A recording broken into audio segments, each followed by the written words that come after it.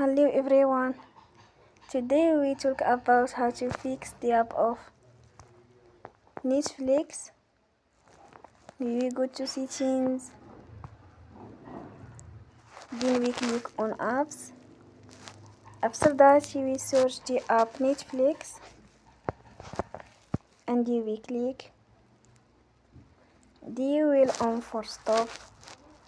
After that we go to storage, then we click on clear cache. In the end, turn your phone and you will restart your phone again. Don't forget to support us by like and subscribe.